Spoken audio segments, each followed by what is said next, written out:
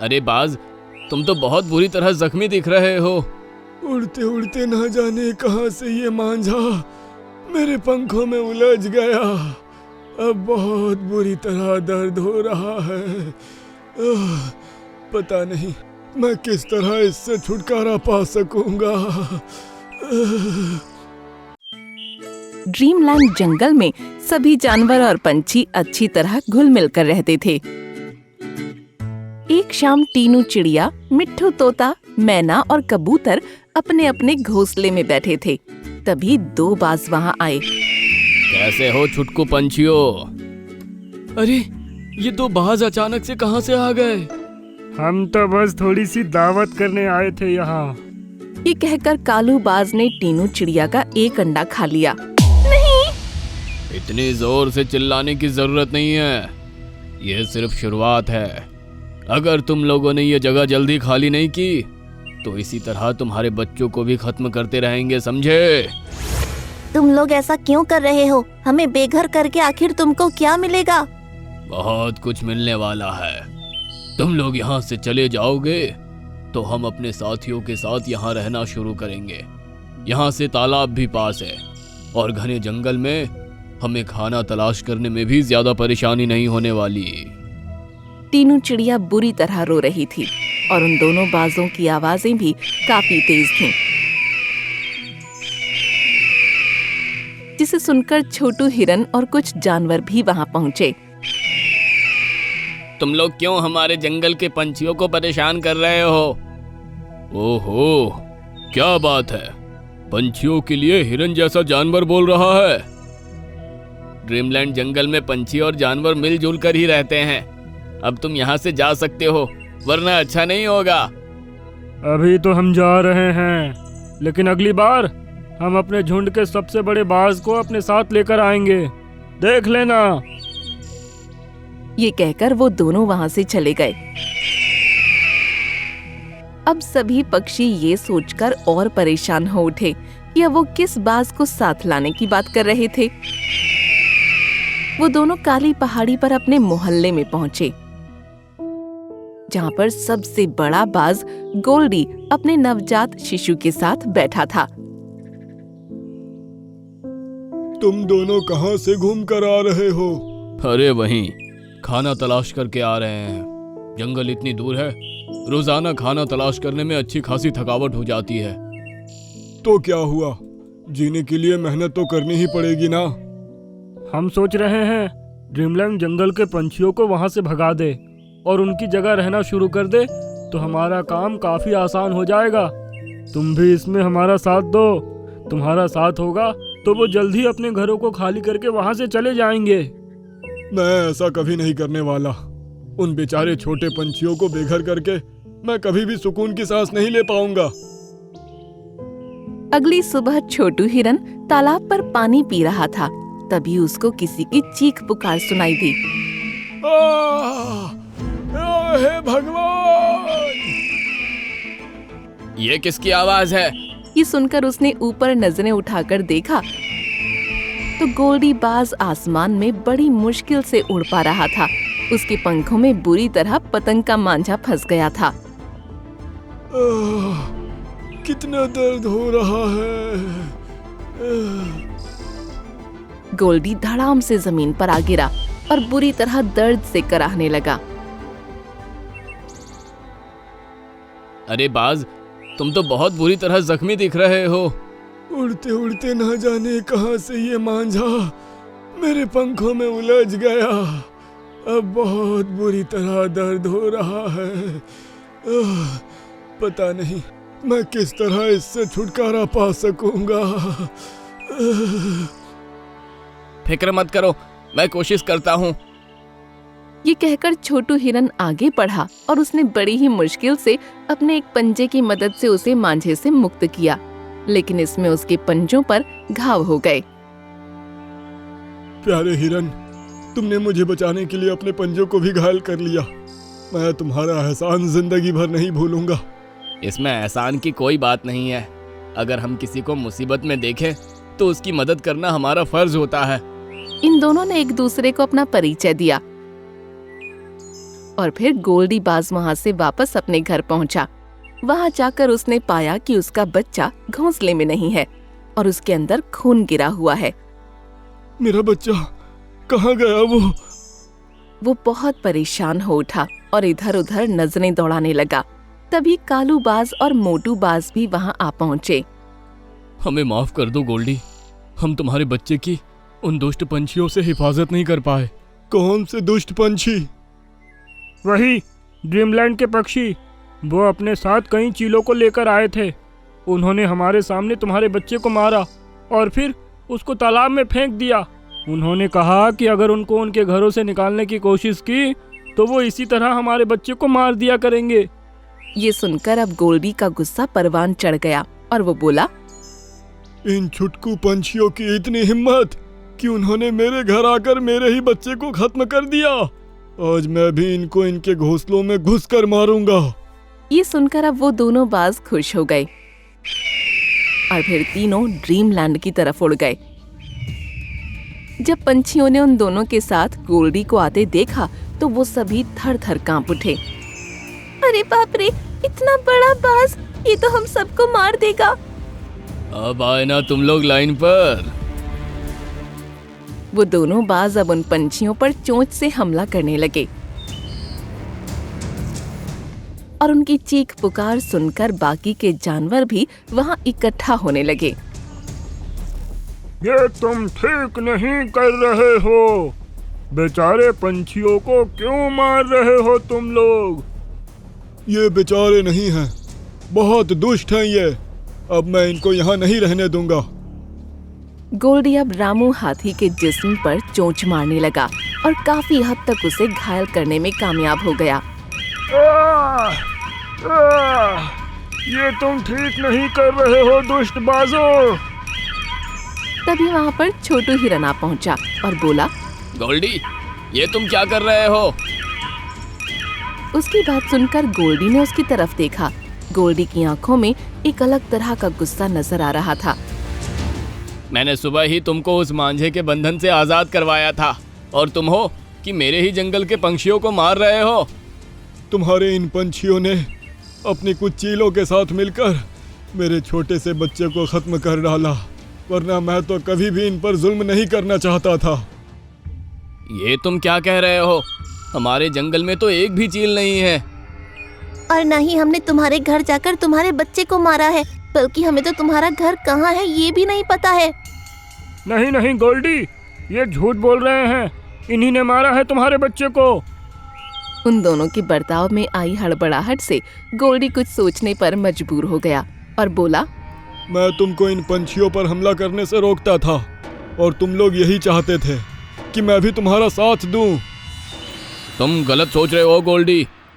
छोटू हिरन ने उस मांझे से मेरी जान बचाई, जबकि उसके पंजे भी उसमें जख्मी हो गए। जिस जंगल के जानवर इतने दयालु हो, वो मेरे छोटे से बच्चे को भला कैसे मरवा सकते हैं? ऐसा कहते हुए गोल्डी उनको खा जाने वाली नजरों से देखने लगा और वो दोनों थर थर कांपने लगे। तुम्ही ने मुझे भड़काने के लिए मेरे बच्चे की जान ली थी ना? नहीं नहीं गोल्डी, ये इस कालू का आइडिया था। गोल्डी, माफ कर दो, लेकिन हमने तुम्हारे बच्चे को नहीं मारा। वो तो हमने एक जगह छिपा कर रखा है। ये सुनकर गोल्डी गरज कर बोला, कहाँ है मेरा बच्चा? अब वो दोनों गोल्डी को अपने साथ एक जगह ले गए, जहाँ पर उसको उसका बच्चा सही सलामत मिल गया। गोल्डी, अब हम चलते हैं, ठीक है? वो दोनों वहाँ से भाग जाना चाहते थे, लेकिन गोल्डी ने उनकी खूब पिटाई की। गोल्डी, माफ कर दो। गोल्डी, माफ कर दो। और उनको लहू लुहान कर दिया। उसके बाद गोल्डी भी अपने बच्चे को ड्रीमलैंड ले आया और वो भी प्यारे पंछियों के साथ आराम से रहने लगे। चलो, अब तुम भगवान का शुक्र अदा करो और अपने घर चले जाओ। क्या कहा तुमने? भगवान का शुक्र अदा करूं? हाँ, जिसने मुझे इतने भारी और टेढ़े मेढ़े सिंग दिए। अपने ही जैसे किसी और बारहसिंगा से लड़ना चाहूं तब भी इसी तरह ये सिंग उनके सिंगों से उलझ जाते हैं। मुझे तो उस भगवान पर बहुत गुस्सा आता है जिसने मुझे ऐसा बनाया। अच्छा, तो तुम बताओ, तुम्हारे हिसाब से तुमको क्या होना चाहिए था? एक खूबसूरत चिड़िया, हल्का सा वजन ओढ़ने के लिए पंख, और खाना भी आसानी से मिल जाता है। और चिड़िया के पंख ऐसे कभी झाड़ियों में फंसते भी नहीं हैं। एक जंगल में एक बारहसिंघा हिरन रहता था, जो कि हमेशा किसी न किसी बात को लेकर अपनी किस्मत को कोसता रहता था। एक दिन वो जंगल में खाना तलाश कर रहा था कि अचानक उसके सींग घनी झाड़ियों में फंस गए। अरे यार, अब कैसे निकालूं अपने सींगों को? मेरा तो सर भी चकरा रहा है। वो कई घंटों इसी तरह अपने सींगों की वजह से झाड़ियों में फंसा रहा और अपने आप को कोसता रहा। हे भगवान, कम से कम किसी को तो मदद के लिए भेज दे। तभी एक कछुआ अपनी मध्यम चाल से उसके करीब आया। अरे हिरन भाई, तुम तो बहुत बुरी तरह से झाड़ियों में फंसे हो। मेरी फूटी किस्मत, जो मदद को भी एक कछुआ आया है जो कुछ नहीं कर सकता। ये बात सुनकर कछुए ने आसमान की तरफ देखा। अचानक से बहुत तेज हवा चलने लगी और झाड़ियों के हिलने से बारहसिंगा के सींग छूट गए। अच्छा हुआ मैं सही सलामत खुद को छुड़ाने में कामयाब हुआ, वरना मुझे तो लगा था कि अब इसी तरह कई दिनों तक फंसा रहूंगा और एक दिन यही दम तोड़ दूंगा। चलो, अब तुम भगवान का शुक्र अदा करो और अपने घर चले जाओ। क्या कहा तुमने? भगवान का शुक्र अदा करूं? हाँ, जिसने मुझे इतने भारी और टेढ़े मेढ़े सींग दिए, जिनकी वजह से मैं बार बार मुसीबत में फंसता रहता हूँ। अपने ही जैसे किसी और बारहसिंगा से लड़ना चाहूँ तब भी इसी तरह ये सींग उनके सींगों से उलझ जाते हैं। मुझे तो उस भगवान पर बहुत गुस्सा आता है जिसने मुझे ऐसा बनाया। अच्छा, तो तुम बताओ, तुम्हारे हिसाब से तुमको क्या होना चाहिए था? एक खूबसूरत चिड़िया, हल्का सा वजन ओढ़ने के लिए पंख, और खाना भी आसानी से मिल जाता है। और चिड़िया के पंख ऐसे कभी झाड़ियों में फंसते भी नहीं हैं। ठीक है, तुम्हारी ये ख्वाहिश जल्दी ही पूरी होगी। ऐसा कहकर वो कछुआ धीमी चाल चलते हुए वहाँ से निकल गया। जाते जाते अच्छा मजाक करके गया है। चलो, मैं भी अब अपनी गुफा में जाकर सो जाता हूँ, सर बहुत दर्द कर रहा है। ऐसा कहकर वो अपनी गुफा में चला गया। तभी अचानक से उसने देखा कि गुफा में पूरी तरह अंधेरा हो गया है। उसे बाहर जाने का रास्ता भी नहीं दिखाई दिया। अरे, ये अंधेरा कैसे हो गया? कोई बचाओ! धीरे धीरे उसका दम घुटने लगा और वो बेहोश हो गया। काफी देर बाद जब उसकी आंख खुली तो उसने देखा कि अब सवेरा हो चुका है और वो एक पेड़ की डाल पर बैठा था। अरे यार, मैं इतने ऊंचे पेड़ पर कैसे पहुंच गया? ये कहकर उसने गौर किया कि उसमें बहुत से बदलाव आ चुके हैं। ये क्या, मेरी आवाज इतनी मीठी और ये पंख, अरे वाह, इसका मतलब मैं चिड़िया बन गया। ये कहकर वो पेड़ की डाली से उतरा और फिजा में उड़ने लगा। अरे वाह, ताजी हवा, हल्का वजन, कितना अच्छा लग रहा है। वो इसी तरह काफी देर तक उड़ता रहा। फिर उसको प्यास लगने लगी। अरे यार, इतनी जल्दी तो प्यास कभी नहीं लगती मुझे। उसने तालाब पर जाकर पानी पिया और आगे बढ़ा। कुछ देर उड़ने के बाद उसको फिर से प्यास और भूख लगने लगी। अब तो प्यास के साथ भूख भी लग रही है। मेरी चोंच बहुत छोटी है, शायद इसलिए बार बार प्यास लग रही है। लेकिन फिर भी मुझे उड़ना ही पड़ेगा। चलकर खाना और पानी तो नहीं ढूंढ सकती।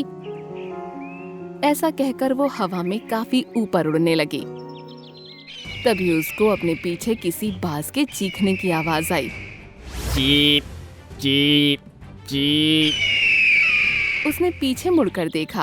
अरे, ये बाज तो मेरी ही तरफ आ रहा है। कितनी प्यारी चिड़िया है, तू तो मेरा ही निवाला बनेगी। अरे बाप रे! उसने तेज तेज अपने पंख फड़फड़ाए और पूरी ताकत से उड़ा, लेकिन बाज की चाल उससे बहुत तेज थी। उसने झट से उसको अपने पंजों में दबा लिया। बाज भैया, छोड़ दो मुझे। तो क्या दिवाली का ऑफर है जो तुझे छोड़ दूं? चिड़िया की जिंदगी भी कितनी मुश्किल है, अब पता चल गया। काश मैं एक शेर होता तो कितना अच्छा होता। तभी उसको लगा कि उसका वजन ज्यादा हो रहा है। अरे, तू इतनी भारी कैसे होते जा रही है। बाज उसका वजन संभाल नहीं पाया और वो उसके चंगुल से छूट गया। लेकिन अब उसके पंख गायब हो चुके थे। अरे मेरे पंख कहाँ गए? मैं तो अब नीचे गिरकर मर जाऊंगी।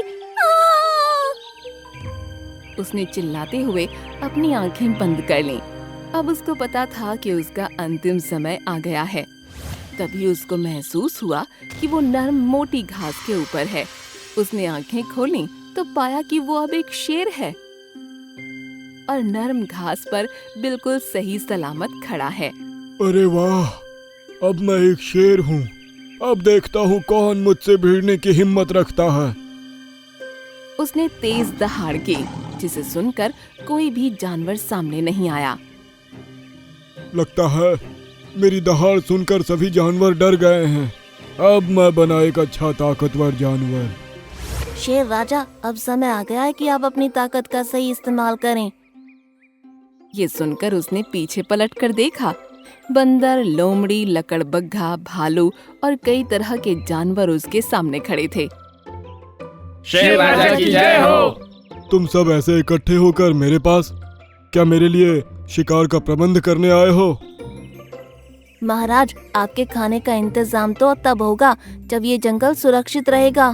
क्या हुआ जंगल को? जंगल को आपकी जरूरत है महाराज। हमारा पूरा जंगल गुलाम बनने वाला है। ये तुम क्या कह रहे हो? हाँ महाराज, पड़ोस के जंगल के शेर खान ने हम पर हमला करने की ठान ली है। वो अब हमारी तरफ ही आ रहे हैं। तो तुम लोग यहाँ क्यों आए हो? जाओ, जाकर जंगल की रखवाली करो। हम इसलिए आए हैं कि आप जंगल के राजा हैं। मुसीबत आने पर जंगल का राजा ही जंगल को बचाने के लिए आगे आता है। ये सुनकर वो मन ही मन सोचने लगा कि शेर होना भी बहुत मुश्किल का काम है।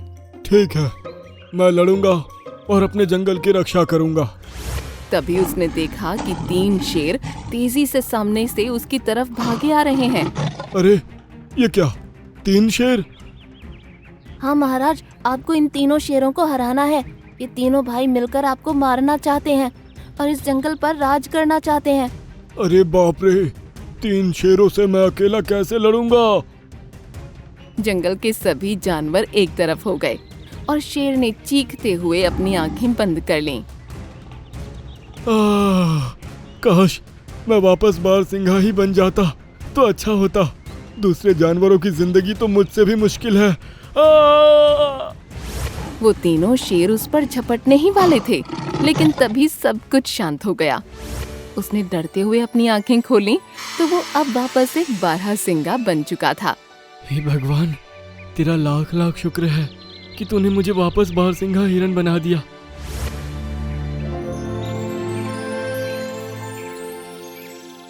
और तुम जो अपने सिंघों के बारे में कह रहे थे, उसका क्या? अरे मैं एक हरिन होकर दूसरे हिरन से लड़ूं तो इसमें मेरी ही गलती है और मुझे कभी घनी झाड़ियों में भी नहीं जाना चाहिए। आज से मैं यही नियम रखूंगा और अपनी जिंदगी अच्छे से जीऊंगा। ये हुई ना बात। ये कहकर वो कछुआ गायब हो गया। बारहसिंघा भी समझ गया कि उस कछुए को भगवान ने ही भेजा होगा उसको सबक सिखाने के लिए। वो खुश हुआ और मस्ती में आकर तेज तेज दौड़ने लगा।